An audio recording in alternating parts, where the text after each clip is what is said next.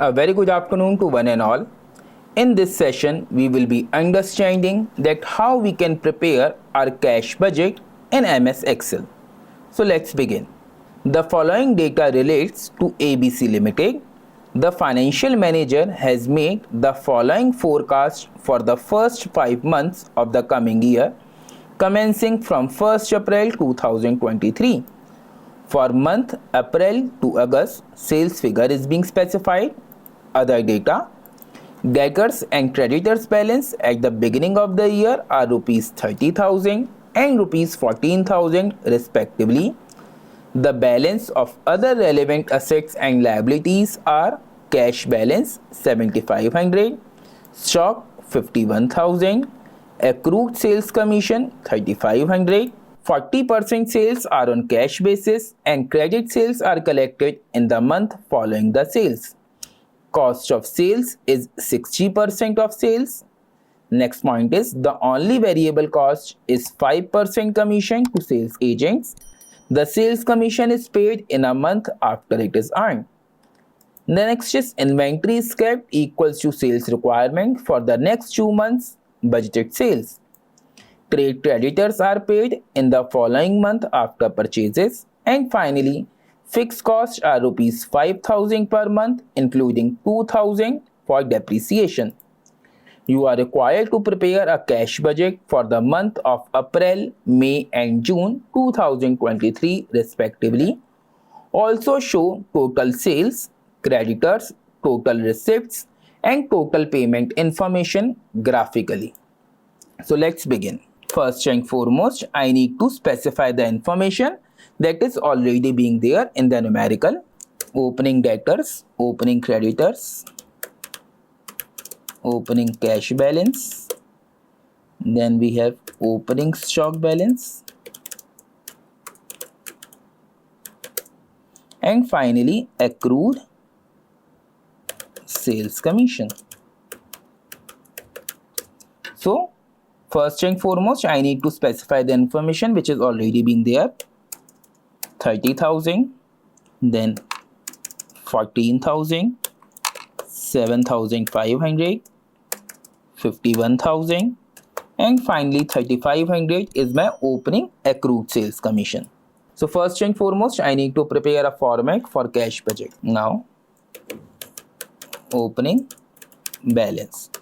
Now in this case, the opening balance is already being specified for the April month, which is 7,500. So equals to B4, representing my opening cash balance, and press enter. The next is you need to add the receipts and deduct the payments. For receipts, cash sales, the question clearly specifies that the cash sales are 40% of total sales. So first and foremost, I need to know my sales value. Sales figures have already been specified in the numerical itself. It is 40,000 in April month, 45, 55, 60 and 50. So let's write it down. 40,000, 45,000, 55,000, 60,000 and again at last 50,000 for the August month. So my cash sales will be equals to 0.40 multiplied by B10, representing my sales of April month, and press enter. It comes out to be 16,000. Just drag it for May and June month as well. So in this way, I have calculated my cash sales. The next component of the sales is receipt from debtors. Now under receipts from debtor, it's already being specified that you are receiving it 1 month after credit sales. So we are already saying that for the receipt from debtor, it is 1 month after credit sales. So for that, I need to know my credit sales. If I am saying my cash sales is 40% of the sales, then the credit sales will be 60% of sales, equals to 0.60 multiplied by the B10, representing sales of April month. Again, I need to drag it till August. Now, in this way, the opening receipt from debtor is 30,000, so equals to B2. The question clearly specifies the value of opening data, that is 30,000, and for May it will be equals to B11, representing the credit sales of 24,000 since you are receiving it 1 month after the credit sales. Just drag it. So in this way I have calculated my cash sales as well as the receipt from debtor. Now in this case my total receipt will be the summation of opening balance plus cash sales plus receipt from debtor. Since till now I don't know my opening balance for May and June month, we already know that the closing balance of April month will become the opening balance of May month, and same goes for June month as well. So till now let's calculate the total receipt for only this month only, that is for April month. The next segment is the calculation of payments. For the payments, the first component is creditors. Now for the payment to creditors, I need to know my closing inventory as well as my opening inventory. So for the payment of creditor, I need to know my cost of sales, desired closing inventory as well as the opening inventory.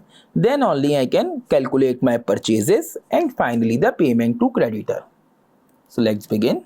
Creditors, first and foremost, cost of sales. The cost of sales remains the same, that is 24,000, so equals to B11. So instead of typing it again, I am just typing the functions 24,000 for April month and at the end 30,000 for the August month. I can also note it down here as well. It is 60% of sales. The next is the desired closing inventory. The question clearly specified the desired closing inventory is the addition of next 2 month cost of sales. So desired closing inventory is nothing but the addition of next 2 month cost of sales. So equals to C13 representing the cost of sales of May month plus D13 representing the cost of sales of June month, and press enter. Now you can simply drag it for the subsequent month, that is May and June.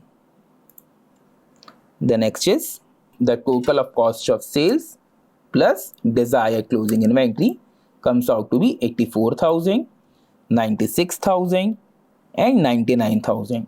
From here you need to deduct the opening inventory. Opening inventory is already being specified. It's being given that the opening stock balance is 51,000 for the May month. We also know that the closing balance of April month will become the opening balance of May month. So it will be 60,000 for May and 69,000 for June. Now let's calculate the purchases. Purchases will be equals to this total amount minus the opening inventory, that is B15 minus B16 in this case, and press enter and drag it for May and June as well. And at last, payment to creditors. For the payment to the creditors, it is the opening balance is already being there, that is 14,000 for May month equals to B3, and for the subsequent month it is 1 month after the purchases, so equals to 33,000, that is equals to B17. Just drag it for the June month as well, and let's bold it by Control B. So it will be 14,000, 33,000 and 36,000. So in this way I have calculated my payment to creditor for all the 3 months.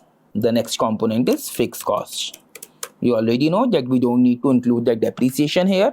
So it will be total fixed cost of 5,000 minus 2,000.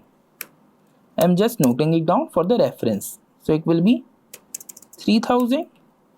So instead of typing it again, let's drag it equals to 3,000 for April, May and June. The next is commission to sales agent. The question clearly specified that for the commission for the sales agent, it will be 5% of previous month sales.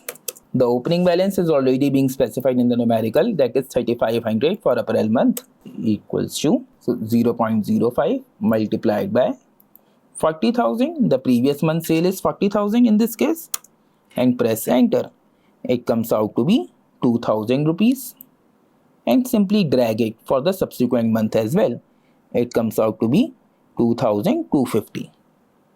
In this way, my total payment will be equals to creditors plus fixed cost plus commission to sales agent. It comes out to be 20,500. I can also calculate the total payment for the subsequent month as well. By dragging down, it will be 38,000 and 41,250. So till now I have calculated the total payment for all the 3 months and total receipts only for April month. I still need to know the opening balance for May as well as June. The moment I get to know the opening balance of May and June, I can easily calculate my total receipts for both these months. So the closing balance will be total receipts minus total payment. It comes out to be 33,000. We all know that the closing balance of April month will become the opening balance of May month. So in this way, the opening balance is 33,000. Now I can easily calculate the receipt. Let's drag it for the May month as well. Equals to total receipts minus total payment, 37,000. This will give you opening balance of June month. The moment you get to know the opening balance of June month, you can easily calculate the total receipts of June month. And then you can easily calculate the closing balance of this month. That is total receipts minus total payment. It comes out to be 44,750.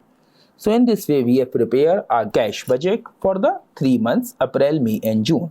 So I need to prepare a sales graph for the 3 months, April, May and June. So let's first select the credit sales of all the 3 months as well as the cash sales. The moment to select this sales, go to insert and then go to column, and under columns go to cylinder, second one, that is stacked cylinder. Click on it. Now I need to label my axis first. So first and foremost, let's click on it, right click. The moment to right click on it, go to select data, edit. Now I want this information to be presented in month, that is April, May and June. So select this range of values or text values range from April to June and press enter. OK. Now I want to label my axis as well. So again go to layout. First of all, you need to mention the chart title. So it is sales graph. Now I want to label my axis as well. First of all, I need to label my horizontal axis. It will be months. Then I need to label my vertical axis. It will be rupees. Now I can also change the design of the sales graph. So go to design. Now click on this icon and then click on this one. So in this way, I have prepared my sales graph. For the preparation of receipt graph comprising of cash sales and receipt from debtor, we have two information. So let's first select both these rows, cash sales and receipt from debtors. The moment to select it, go to insert, column, cylinder, stacked cylinder, and in this way. We need to follow the same exercise. Again, I need to label my axis, left click on it, then right click. Then you need to go to select data, edit. I need April, May and June. Press OK. Then again press OK. Now I need to label it as well. Go to layout, chart title. My chart title will be receipts graph. Fine. Now I need to label my axis as well. It will be months for the x-axis, and for the y-axis it will be rupees. Let's also change the design of this graph as well. Go to design, click on it and then select this one. You may select any of the options available under the design as per your choice and preference. Now after the preparation of receipt graph, now we need to prepare the creditors graph as well. So again select this creditors, go to insert, column, and under 2D column go to checked column. Again you may label the axis. So first and foremost I want it into months. So right click on it, go to select data, edit. Then you need to select the months, that is April, May and June. Then press OK and again press OK. Then you need to label it. So I need to label my axis, horizontal axis, that is x-axis representing my months, and y-axis representing the rupees. Also I may specify the data points as well. So right click on it, add data labels. I may also specify the data labels for this graph, receipt graph as well. Right click on it and go to add data labels. You may also mention the data labels for the cash sales as well. Follow the same exercise for the sales graph as well. And at last I need to prepare a total payments graph. For the total payments graph we have creditors, we have fixed cost, and we have commission to sales agent. Let's select all the three rows, go to insert, again go to columns, then cylinder and checked cylinder. Let's put it somewhere down. Right click on it, select data, edit. I want it in months, so it will be April, May and June. Press OK, again press OK. Now I need to specify my axis as well. Go to layout, axis primary will be the months and your y-axis will be the rupee. I may also specify this information by adding the data labels. Let's give a title for this graph as well. So again go to chart title.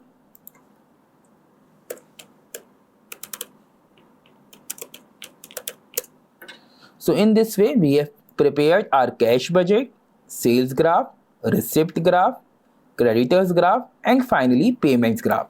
So that's all from my side. We'll meet you in my next session. Have a nice day.